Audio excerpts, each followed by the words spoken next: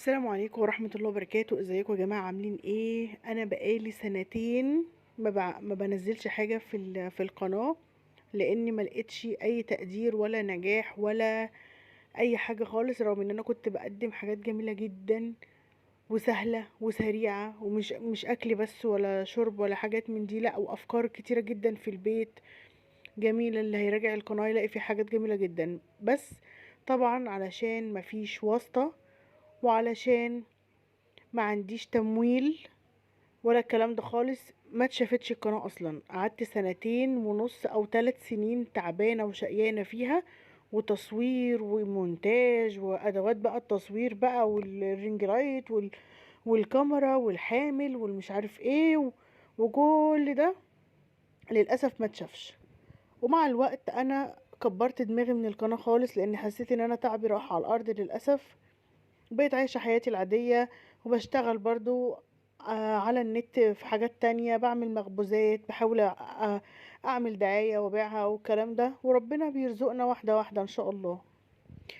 ومع الوقت برضو كنت بدخل في جروبات فيها مشاكل بيوت العيلة، مشاكل اخوات، صحاب، ازواج، اي حاجة، وبقول رأيي بكل براءة وبكل هدوء كده، والاقي الناس عندها اقبال كبير قوي على رأيي، وان هما بي دايما رأيي بيطلع صح، وهو الانسب، وهو افضل حل اتقال مثلا في المشكلة كلها او في التعليقات كلها.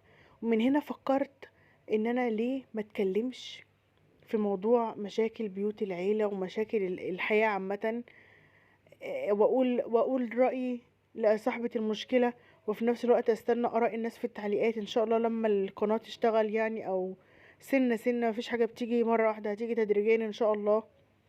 بس فمن هنا قررت ان انا هدخل في المجال ده، لاني حسيت ان انا كذا مرة بقى، مش مرة واحدة، ان آم، رأيي بيبقى انسب واصح، وعليه تعليقات كتيرة جدا وعليه اعجابات كتيرة جدا. بس هو ده اللي شجعني ان انا ادخل في المجال ده. ونبدأ بسم الله ونقول مشكلتنا. المشكلة اللي معايا دلوقتي بتقول: يا جماعة بالله عليكم عاوزة رأيكم في حاجة ضروري.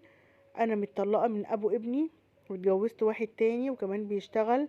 أنا كمان بشتغل وبصرف على نفسي، وكمان بساعد جوزي في المصاريف، وجوزي بيشتغل بس الفلوس بتاعته بتتصرف في القسط.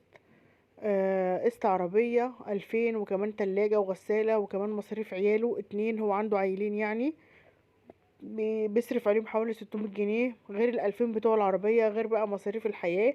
وكمان ابنه الكبير مصاريفه مفتوحة طبعا لأنه شخص كبير، وهو عايش معاه، وأنا بدفع إيجار الشقة. هي بتدفع إيجار الشقة 1000 جنيه، غير مصاريف ابنها، هي ليها ابن وهو ليه عيلين. هي بتدفع مصاريف إيجار الشقة وبتصرف على ابنها عنده كهرباء على المخ، وكمان عنده سنتين عايش مع والدتها مش معاها، وهي بتشتغل 12 ساعة في دار مسنين.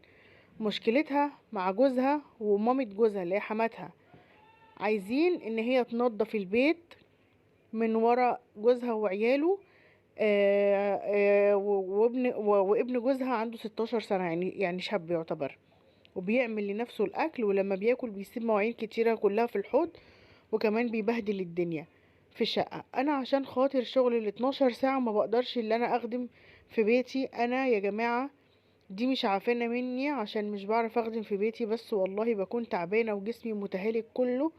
وام جوزي عاوزاني انضف بيتي حتى لو في الصبح قبل ما اروح شغلي، بس انا ما بقدرش اعمل كده، علشان خاطر مشوار الطريق من بيتي لشغلي ساعة رايح وجاي، وكل يوم جوزي بيسيبني بات في الشغل عشان شغالة تبع دار مسنين اللي انا شغالة عندهم. انا مقيمة معاهم في البيت ده قبل الجواز، وبعد الجواز المفروض ان انا ما اكونش مقيمة، افضل كل يوم رايحة جاية. يعني هي عايزة تقيم وجوزها مش عايزها تقيم في دار المسنين اللي هو شغلها.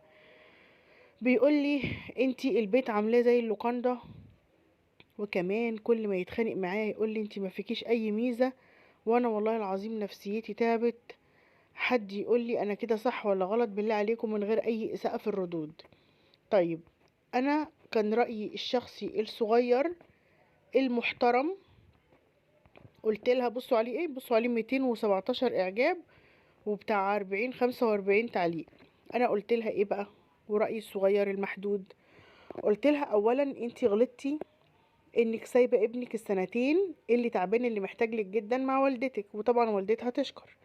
ثانيا انتي غلطانه جدا انك اتجوزتي اساسا، هو مصاريفه كلها رايحه على ابنه وعلى عياله عامه وعلى اقساطه، وعياله معاه وانتي عيالك مش معاكي، ابنك مش معاكي، وانتي شغاله شغلك واخد كل وقتك، وكمان انتي بتدفعي ايجار الشقه يا خايبه. جوازه ملهاش اي لازمه خالص بصراحه. رايي الشخصي الصغير، انفصلي من الراجل ده خالص، وخدي ابنك في حضنك واقيمي في دار المسنين ده، اشتغلي وعيشي معاهم، ويكون ابنك معاكي وتحت رعايتك، وفي يوم اجازتك هتروحي تزوري والدتك. بس كده. فانا لقيت ردود كتيرة جدا من الناس، طبعا غير الاعجابات بيقول ايه بقى، بتقول صح جدا وانا من رأيك. حد تاني بيقول لي عندك حق. حد تالت قال لي عندك فين راحت فين. لقيت يعني اقبال من الناس كتير قوي قوي قوي، يعني واقفين مع الرأي ده. حد قال لي انتي صح، ده الرأي الامثل، رأيك محترم وانا مع رأيك، رأيك محترم وانا مع رأيك.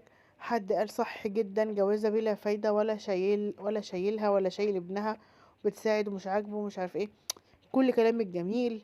وانا كمان واعوذ بالله من كلمة انا معاكي في الرأي، مش عارفة يعني هي محسوب عليها جوازة وخلاص بلاش منها. حد تاني قال لي كلامك مظبوط، تسلمي، كلامك صح، احسنتي الرد، وانا معاكي، رأيك صح وانا مع رأيك، جوازة زي قلتها، رأيك صائب ومظبوط، كلامك مظبوط، يا ريت تعمل بيه، كلامك صح الصح، انا اوافقك في الرأي، ده كلام مظبوط، وهو الاسم متجوزة وخلاص. وهكذا بقى، مش عايزة ايه اطول عليكم بايه نفسي، يعني كل التعليقات نفس الايه، نفس الرينج، يعني برافو عليكي برافو عليكي والله، رأيك يحترم، انتي صح، يا ريت فعلا تفوق لنفسها وتشوف الرأي ده وتعمل بيه، هي مستحملة البهدلة دي ازاي. الله ينور عليكي، جبتي من الاخر افضل حل، صح وانا من رأيك، عندك حق، الله اعلم بظروفها مع الاولاني، بس انا ما جبت سيرة الاولاني خالص يا نار كوين. بس فانا اللي يسمع الفيديو ويسمع الموقف والمشكلة، يمكن لعل تكون المشكلة دي مع كذا حد بكذا صورة، يا ريت يسمع آرائنا، واحنا مستنيين آرائكم في التعليقات، اللي يحب يشارك او يساهم حتى ولو بالتفكير فيبقى جزاه الله خير. وان شاء الله هتابع التعليقات، وانا عارفة ان مش من اول فيديو بعد غياب سنتين هيتشاف، ومع ذلك انا هحاول، وربنا يوفقنا جميعا يا رب، وربنا يفك كربنا كلنا يا رب بحق جاه النبي. شكرا، سلام عليكم.